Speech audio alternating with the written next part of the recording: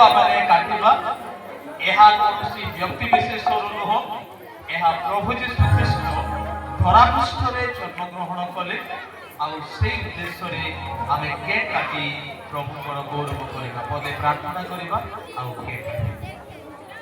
पवित्र पिता धन्यवाद दौछु अलौकिक शक्ति मध्य दे